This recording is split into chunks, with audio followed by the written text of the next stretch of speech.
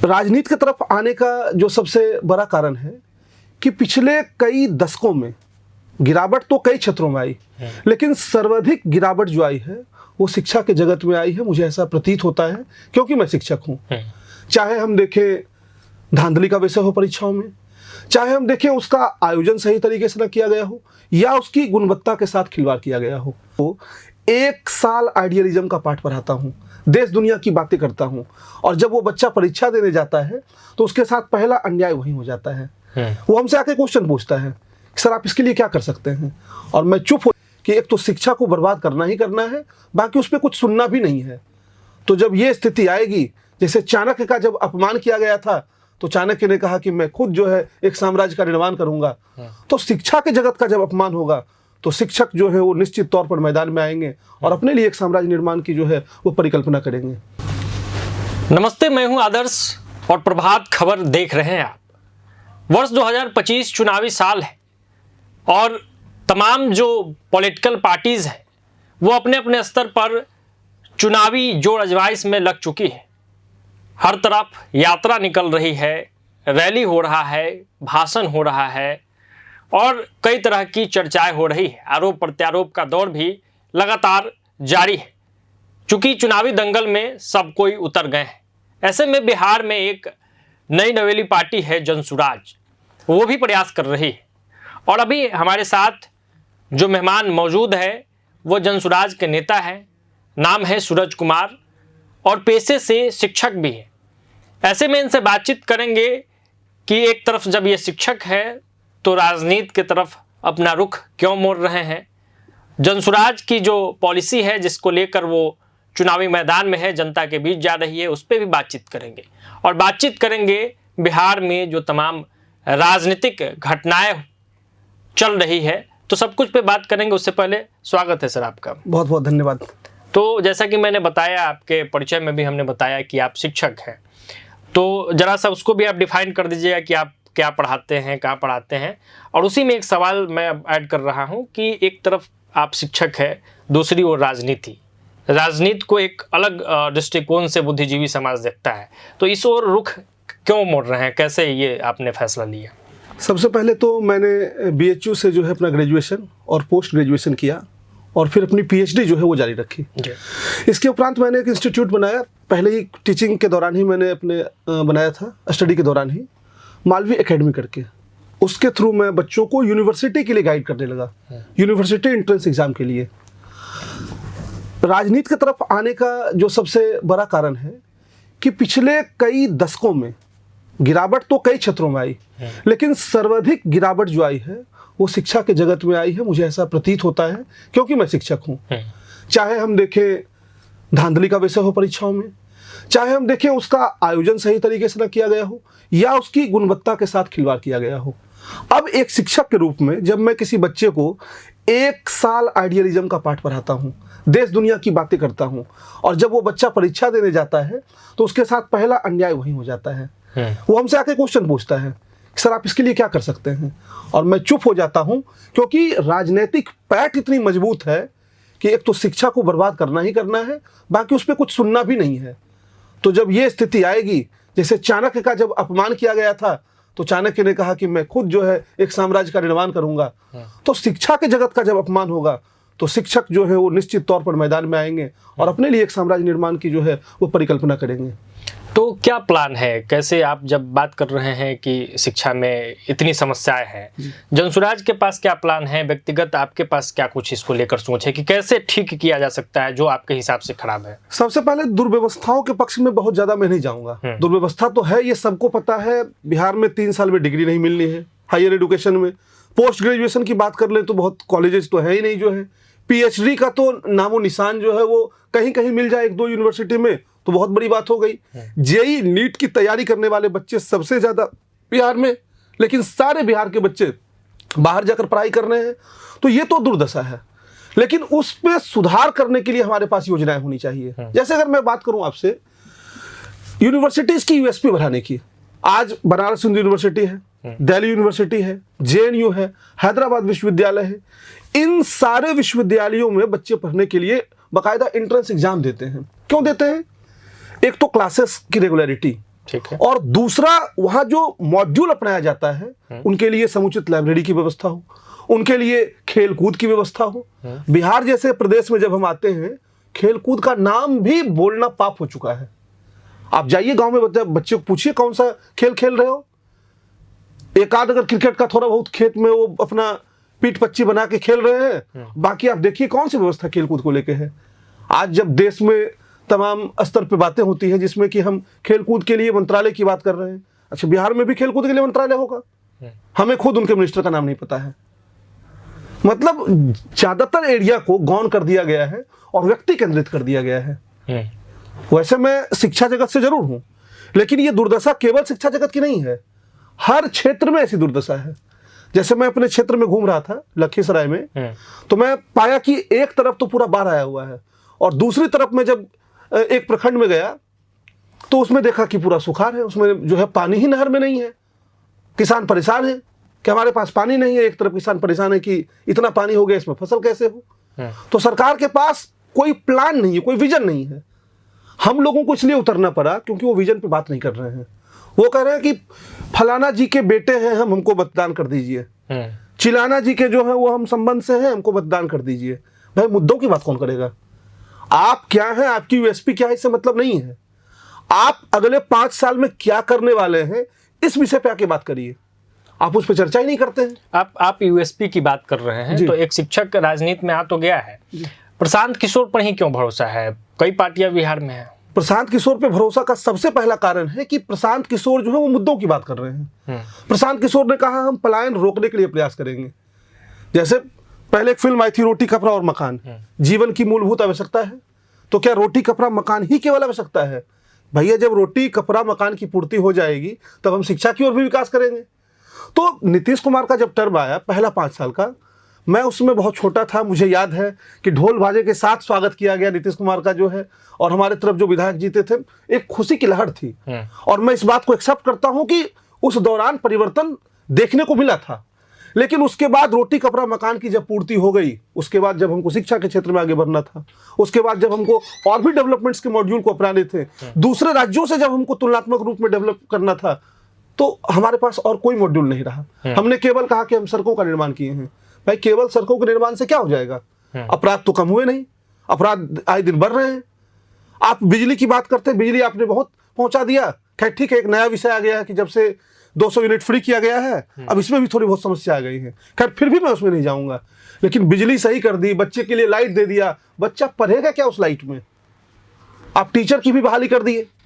अब टीचर की बहाली तो आपने कर दिया, लेकिन उसके लिए आपके पास कोई मॉड्यूल ही नहीं है।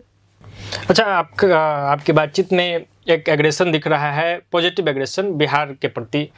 तो आपके हिसाब से अगर पॉइंट में हम 2-3 पॉइंट में समझना चाहें तो एक बिहारी का क्या दर्द है जिसको आप लोग ठीक करने का प्रयास बता रहा हूं, मेरा ये एग्रेशन नहीं, पीड़ा है। हाँ। मैं जब यहाँ से बाहर गया, मैं बनारस में रहने लगा, दूसरे जो प्रदेश के बच्चे आते थे, मैं उनको जब देखता था और मेरे बिहार के जब बच्चे जाते हैं उनको देखता हूँ, आसमान जमीन का अंतर रहता है। क्या अंतर है? अंतर तो पहले तो रहन सहन में एक अंतर देखने को मिल जाता है। जैसे आप और हम अभी बैठे हैं, आप एक झुग्गी झोपड़ी में जाइए, कैसे आपको लोग मिलेंगे?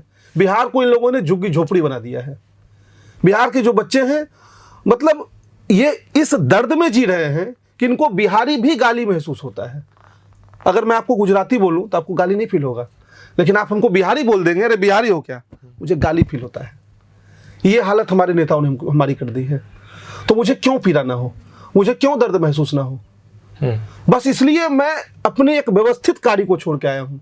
आपको लगता है क्या कोई व्यक्ति अपने किसी कार्य में लगा हुआ है? हमारे YouTube पे जो है वो 6-7-8 लाख सब्सक्राइबर्स हैं अलग अलग चैनल पे। हम एक बहुत बढ़िया जीवन जी रहे थे, लेकिन उस जीवन को छोड़ के इसलिए आए क्योंकि मैं जब भी घर आता हूं, और घर से जुड़ा हमेशा रहा है, जन्मभूमि है, ये छूट नहीं सकता है।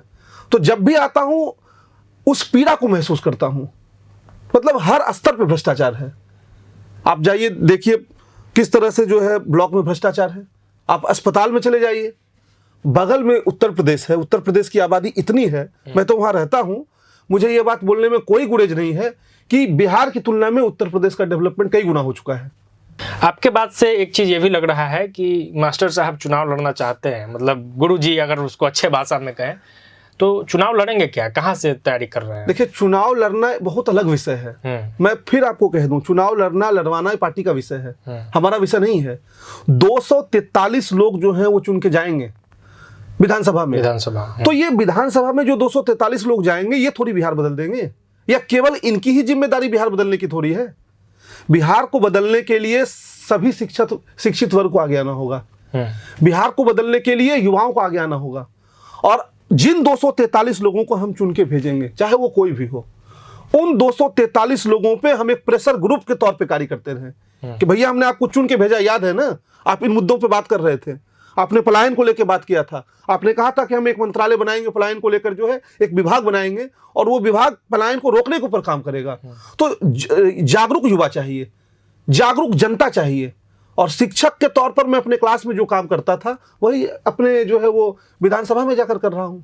विधानसभा के क्षेत्र में कर रहा हूँ। कौन से क्षेत्र से? लखीसराय में। लखीसराय में आप काम कर रहे हैं। अच्छा, अब थोड़ा सा बिहार के राजनीति पे भी हम लोग बात कर लेते हैं। कुछ घटनाएं अभी हुई है। तेजस्वी यादव का एक वीडियो वायरल हुआ, डांस करते हुए दिखे जी। इस पे क्या मतलब टिप्पणी करते हैं, कैसे देखते हैं बतौर बिहारी या आप तो बतौर पॉलिटिशियन? व्यक्तिगत तौर पे तो मैं उनका कोई विरोधी नहीं हूँ, पहले तो स्पष्ट कर दूं। और मैं किसी व्यक्ति विशेष का विरोधी नहीं हूँ। डांस करना, गाना गाना, ये व्यक्तिगत शौक है। चूंकि मैं शिक्षक हूँ तो मैं समझता हूँ कि आपके अंदर जो है वो सारे गुण होने चाहिए। लेकिन मेरा ये भी मानना है कि जो प्राइमरी गुण है हमारा, जो मेरा मेन काम है, वो पीछे नहीं छूटना चाहिए। आज बिहार के नेताओं में सारे गुण उपलब्ध हैं, केवल एक काम, जनता को सुनने को छोड़कर। मतलब वो जनता को नहीं सुनते, बाकी सारे काम कर लेते हैं। तो मैं उनके किसी कला का विरोधी नहीं हूँ। बहुत अच्छी बात है, डांस करना चाहिए, फिटनेस का जो है वो विषय है। और एक प्रेरणा भी लोगों को मिलती है भाई कि हमारे नेता जो है, युवा हैं, वो डांस कर रहे, अच्छा विषय है। लेकिन अगर आप जनता को नहीं सुन रहे हैं तब मैं उन विषयों पर ज्यादा महत्व नहीं देता हूँ, क्योंकि वो आजकल टीआरपी का भी विषय हो गया है कि आप कुछ अलग कर दीजिए तो आपका नाम आ जाए। एक मुद्दा उठा एसआईआर का, जिसको लेकर पूरे प्रदेश में यात्रा भी निकली, वोटर अधिकार यात्रा। महागठबंधन के जो दल है उन सब ने एक साथ मिलकर इसको निकाला, तो उस पे क्या स्टैंड है? देखिए, जो ये वोट चोरी वाला विषय चल रहा है, वोट चोरी वाले विषय को उतनी तवज्जो देने की आवश्यकता नहीं है। मतलब ठीक है, अगर कुछ गड़बड़ियां हुई हैं, मान लीजिए जैसा लोगों का आरोप है, तो उस गड़बड़ियों पे समाधान के लिए काम करना चाहिए ना। आप समाधान के लिए काम नहीं करवा रहे हैं, आप उसको मुद्दा बना के जो है उस पर चुनाव जीतने की योजना बना रहे हैं। मान लीजिए हमारा नाम कट गया, तो प्रूफ के साथ हमको जाना चाहिए, हमारा नाम जोड़ दो भैया, जोड़ो, चुनाव हो जाए। आप करें नहीं, तुम्हारा नाम ही ना जुड़े, नाम जुड़ जाएगा तो बड़ा दिक्कत हो जाएगा। नाम जुड़ जाएगा तो फिर मैं यात्रा कैसे निकालूंगा? तो वो मुद्दा बना दिया गया। मताधिकार का परसेंटेज बढ़ेगा नहीं उससे, बल्कि मताधिकार के परसेंट को रोक दिया जाएगा। चलिए, आखिर में एक संक्षेप में आपसे जानना चाहेंगे कि जनसुराज चुनावी मैदान में है, पूरे बिहार भर में प्रशांत किशोर घूम रहे हैं, आप लोग भी जुड़ रहे हैं वहां से, क्या बदलना चाह रहे हैं? सबसे पहले तो बिहार ही बदलना चाह रहे हैं। बिहार की जो मूलभूत चीजें हैं उन्हीं को बदलना चाह रहे हैं, जिसमें सबसे पहला है शिक्षा का क्षेत्र। शिक्षा से भी पहले हमने रखा है पलायन के मुद्दे को, क्योंकि आज हमारे बिहार के युवा 10,000, 12,000, 14,000 की नौकरी पे, कोई गार्ड की नौकरी पे, कोई जो है कहीं पे ग्रुप डी के स्टाफ के तौर पर, कोई क्लर्कियल स्टाफ के तौर पर मुंबई में, गुजरात में, उसके बाद दिल्ली में या नागपुर में, तमाम शहरों में आपको मिलेंगे देखने को। और वही नौकरी अगर हम उनको यहाँ दिलवाने की व्यवस्था करें, जिसको लेकर एक बहुत ही प्लानिंग की आवश्यकता पड़ेगी, बिना प्लानिंग के नहीं हो सकती है। और जो दूसरे दल है वो कोई प्लानिंग की बात ही नहीं कर रहे हैं। हमारे नेता प्लानिंग की बात कर रहे हैं कि हम प्लान करेंगे, उसको लेकर विभाग बनाएंगे और वो नौकरी कोशिश करेंगे कि आपको पटना में उपलब्ध हो, आपके गृह जनपद में उपलब्ध हो। तो जिससे कि लोगों के लिए एक बड़ी सहायता ये होगी कि आज आप ये बात से बहुत मतलब एग्री करेंगे कि बिहार के जो युवा जाते हैं बाहर, उनके पास थोड़ा थोड़ा खेत तो होता है, एक आधी कट्ठा हो, और वो खेत भी जो है बर्बाद हो जाता है, क्योंकि जब वो जाते हैं तो उस पर खेती नहीं हो पाती है। वो जब आएंगे शनिवार रविवार की ही छुट्टी में, या अगर उनको अपने ही जिले में मिल गया जो है व्यवस्था, तो हो सकता है वो कुछ नई चीजों को भी ट्राई करें। तो इससे बिहार का विकास जो है वो दुगनी रफ्तार से होनी शुरू होगी। और दूसरा, कोई भी व्यक्ति जब खुश होता है तो और बेहतर तरीके से अपनी एनर्जी को लगा पाता है। जब बिहार का व्यक्ति बाहर है, एक तो वहाँ वो खुश नहीं है, एनर्जी वहाँ नहीं लग रही है, उसका परिवार यहाँ खुश नहीं है, वो एनर्जी यहाँ भी नहीं लग रही है, तो ओवरऑल जो एनर्जी वाली यूएसपी बहुत डाउन हो जा रही है। जब वो अपने घर में रहेगा, अपने परिवार के बीच में रहेगा, बच्चे की तबीयत खराब हुई, वो जाके इलाज करवा पाएगा, हॉस्पिटल्स में व्यवस्था जो है वो सुदृढ़ करने की आवश्यकता है। और व्यक्तिगत तौर पे मैं पार्टी लाइन में इसमें नहीं जाऊंगा, मैंने व्यक्तिगत तौर पे मेरा मानना है, क्योंकि मैं एक इंस्टीट्यूट चलाता हूँ, लाखों बच्चे हैं, मैं उन लाखों बच्चों को मैनेज करता हूँ। लाखों बच्चों को कैसे मैनेज करता हूँ भैया? मैं सुबह 7 से लेकर शाम 7 तक अपना एक कॉल सेंटर रखा हूँ, उस पर जो समस्याएं हैं आप उन समस्याओं को लिखवाइए। ज़्यादातर समस्याएं जो हैं वो छोटे स्तर की होती है, जिसका समाधान वहाँ बैठे लोग करते हैं, और जो समस्याएं थोड़ी बड़ी स्तर की होती है उसको हायरार्किकल वे में ऊपर की ओर शिफ्ट किया जाता है और 24-48 घंटे में सॉल्व करते हैं। तो क्षेत्र की जनता के लिए क्यों ना ऐसी व्यवस्था बने कि भैया ये आपका जनप्रतिनिधि का कार्यालय का नंबर है, इस पे आप 6 से 6 या 7 से 7 या 24/7 एज पर रिक्वायरमेंट आप इस पे कॉल करिए। वहां पे सीधे जनप्रतिनिधि बात नहीं करेंगे, बल्कि उनके रिप्रेजेंटेटिव आपसे बात करेंगे। 2-4 लोगों को रोजगार भी उससे मिलेगा और उनकी समस्याओं को सुना जाए। छोटी मोटी समस्या होती है, साहब वीडियो 500 रुपये मांग रहा है, बताइए जनप्रतिनिधि फोन कर देगा तो वीडियो 500 रुपये लेगा? नहीं लेगा। तो कई ऐसे विषय हैं जो व्यक्तिगत तौर पे भी मैं अपने हिसाब से लेकर सोच रहा हूं, और उसको लेकर जब मैं मिलूंगा तो इस पे बात करूंगा, और बिहार को बदलने के लिए जो भी सार्थक प्रयास हो सकता है उसमें मैं अपनी जो है इस मुहिम में जो है सहभागिता चाहता हूं। ठीक है, बहुत बहुत धन्यवाद, आपने इतना समय दिया। तो ये सूरज कुमार जी थे, जनसुराज के नेता है, शिक्षाविद भी हैं। तो बिहार को लेकर और अपने क्षेत्र को लेकर इनके जो विचार थे और बिहार के राजनीति पर ये जो कुछ सोचते हैं इन्होंने बताया। आपकी क्या राय और प्रतिक्रिया है कमेंट बॉक्स में जरूर बताइएगा। इस वीडियो में फिलहाल इतना ही। देखते रहिए प्रभात खबर। प्रभातखबर.com, विश्वास वही, रफ्तार नहीं।